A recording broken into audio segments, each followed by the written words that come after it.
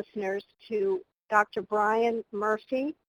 And Dr. Brian Murphy is a visiting fellow of the Fenner School of Environment and Society, Australian National University in Canberra, Australia, New South Wales.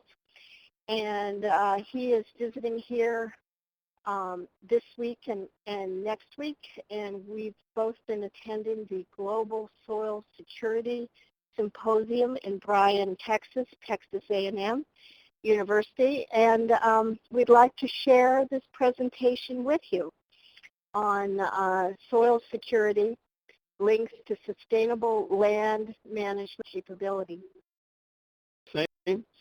I'll just start talking about soil security and its links to sustainable land management and land capability. And it's certainly nice to be here in College Station at the symposium.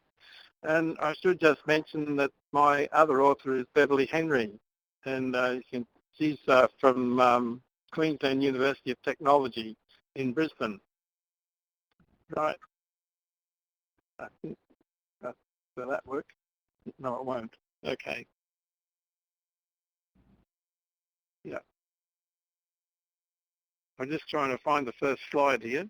Yep. Okay. So just a bit of a history is that Beverly and I are asked to produce a statement about what is sustainable soil land management and its relationship to global environmental benefits and food security for the for the Scientific and Technical Advisory Panel of the Global Environmental Facility. So we worked on this for a little while, and we had to try and come up with the idea of what is sustainable land management. And this just provided us with the opportunity to look at a lot of publications and a lot of work on sustainable land management, and it provided an opportunity to say, okay, what is this soil security and how does it relate to sustainable land management? Traditionally, sustainable land management is considered under three pillars, and you can see the three pillars there. There's the biophysical, the ecological, the and ecological, the economic and the social. That's the very traditional way of looking at sustainable land management. And I guess now with the new development of a thing called soil security looks at a whole heap of challenges that are facing the world, including food security, water security, energy security, climate change, abatement, human health and biodiversity protection, and that all falls under soil security. The other thing, but soil security doesn't sit on its own. It's got 5 dimensions to it. So these include what's called capability, which is more or less a reference state, and what is the potential of the soil. The next thing is what is the condition of the soil, which is the capacity of the soil to function. And if you like, the condition of the soil is a product of the capability and the management input. So how you manage the soil affects the condition of the soil.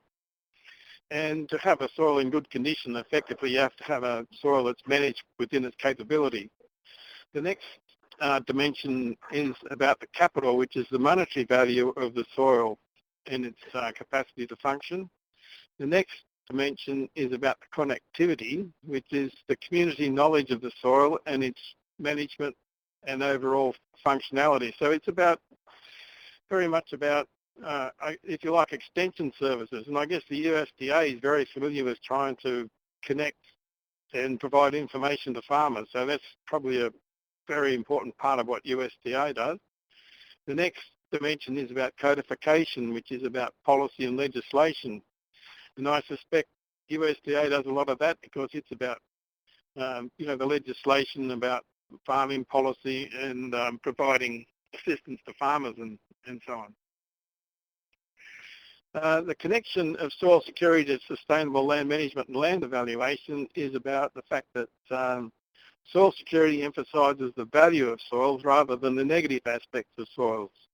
That can happen when the emphasis is on land degradation and soil limitations. And I think from talking to people in policy and things, it's very good to emphasise the positive aspects of soils instead of the negative aspects of soils.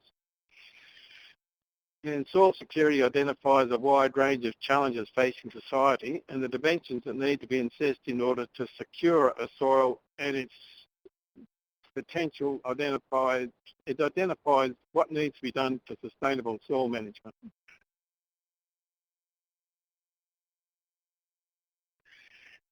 So a good way to look at, say, different, so when Beverly, Henry and I were looking at how do you define sustainable land management, we looked at a wide range of land evaluation systems and also a wide range of publications on sustainable land management and things.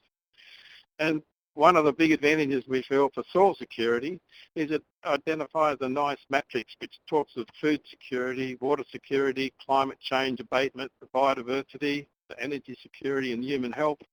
And across one side and the other side you can talk about the capability, the condition, the capital, the connectivity and the codification. So it provides a nice framework for evaluating different publications and land evaluation systems. And I'll just probably only talk about very little of the wide range of publications we looked at, but it just provides an idea of what soil security is about.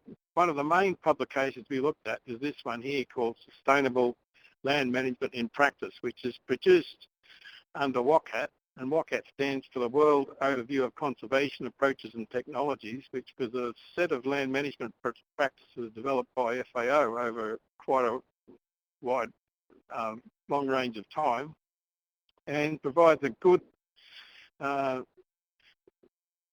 very comprehensive set of land management practices on how the soil should be managed in a sustainable way. I should emphasise this particular document is about 300 pages long and provides a very wide range of land management practices which are intended to be sustainable. So it's a good test of, how does the soil security concept stand up. So the WOCAT document emphasises to get the sustainable land management practice, you need to improve the water use efficiency and productivity, you need to improve the soil fertility, and you need to look at the plants and their management, which means picking the right plants and their right genotype and so on for growing in particular environments. It also talks about getting the microclimate right, which might mean setting up windbreaks and so on to try and reduce evapotranspiration. The other aspect which it talks about is the impact of the different land management practices, and the impact it looks at is the impact on production and yields, the economic impact, which means that you have to, as well as it's one thing to have yield and increase the yield, but it's also got to be done in an economic way so the farmers don't go broke sort of thing. The farmers have got to have an economic return.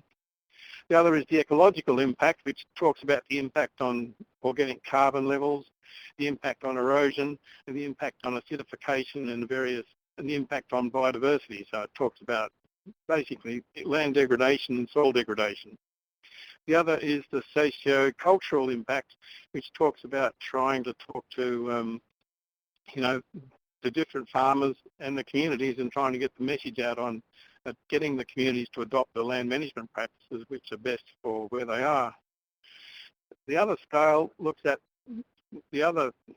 across the top looks at the scale, and you can see that there's the land user scale, which is the farm scale. The other next scale up is the watershed scale or the catchment scale. The next scale up is looking at the national and global scale. So the impacts will depend very much on what scale you're looking at. There's a different set of impacts for the different scales. The interesting thing about the impacts on terms of the production, the economic, the ecological and socio-cultural is that they relate fairly well to the concept of the dimensions that are used for soil security. So overall, there's quite a good lineup between what the WOCAT publication is talking about and what soil security is talking about. And I think you can see that one of the things which is probably important is that you can see, if we look at the matrix which talks about food security and water security, the capability of the land, the condition, the capital, the connectivity and codification, how does the WOCAT publication line up? You can see the capability. The WOCAT publication defines a heap of land management practices which are sustainable because they define what land management practices are within the capability of the soil or the land. The condition defines those land management practices which are within the capability. So the thing is, there's a strong link between the capability and the condition, which are linked by the land management practices. The capital, it talks about the need for capital and funds to implement the land management practices. So there's a need for money and funds to implement the land management practices. The last important point is that there's a need for an increased or stabilised farm income. So it's no good to have land management practices which are going to affect the farm income and reduce farm income. The next one is connectivity, and I think that's an important one because it emphasises the need to promote locally, practically applicable land management practices. So it needs to promote land management practices which are accepted by the local community, and they've got to consider the local community in terms of developing the land management practices. And there's a need to understand the community and the family structures in extending all that information and adopting the land management practices. The next one's about codification, and I guess it talks very much about land tenure policies because land tenure policies can affect the willingness of landholders to implement land management practices. It also talks about fertiliser accessibility because one of the problems is that when fertiliser companies only supply fertiliser in bulk, a lot of people cannot afford the fertiliser. So there's a need to try and step fertiliser supplies up in a way which people can access. It talks about water security, but most of the water security in the WOCAT publication it does talk about stopping erosion and preventing siltation of dams and that effect on water quality, but most of the water security talks about making sure the water gets into the soil to improve crop productivity. The other things which the climate change abatement, it talks a fair bit about improving the levels of soil carbon and stopping emissions from clearing forests. And the biodiversity of species, it talks about it emphasises probably a lot about the potentially agriculturally important species such as nitrogen fixing trees and so on. It also talks about the problem of invasive species and weeds, which is a problem. But it also mentions the fact that by intensifying the land use on existing agricultural soils, it reduces the pressure on clearing forests, so it maintains biodiversity that way. In terms of human health, it talks about the connectivity that unless the humans are healthy and well, they're unlikely to adopt, improved practices. And one of the things which came out was that in a couple of areas where malaria was very bad, until they controlled the malaria, they could not really try and get the people to adopt, the land management practices. So conclusions for WOCAT is that the soil security identifies the challenges that relate to sustainable soil land management. So the overall conclusion is that really the soil security does a very good job in summarising what's in the WOCAT document. And the WOCAT document and the soil security concept work very well together, and I think they both support the fact that, the soil security concept is very workable. So I think that's what this is emphasising. And perhaps to some extent as well, the soil security concept says that the WOCAT document is probably a very good document as well. The one potential deficiency in the soil security concept, though, is that it doesn't perhaps put enough emphasis on the land management practices, and it doesn't emphasise the land management practices enough as the WOCAT document does. But to be fair to the WOCAT document, the original paper in Geoderma is only 8 pages long, whereas the WOCAT document is 300 pages long, so perhaps that's why. The other important point, I think, is that all the dimensions are strongly interactive in soil security, and of course the land management run through them all. The land management is important for soil conditions, and it's implementing the land management practices requires good connectivity and perhaps codification as well. So that's the unifying theme through there. The one lacking part of perhaps the soil security concept is that it doesn't consider anything about the farm income or the enterprise viability or the need to stabilise farm income and make sure that, you know, any land management practices adopted will not reduce farm income. So that's not currently emphasised sufficiently, probably in the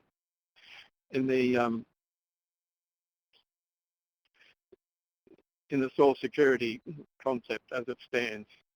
Of course, both the soil security concept and the WOCAT document emphasise the importance of scale, and they both emphasise that the scales are probably represented by the local, the watershed, and the national global scale.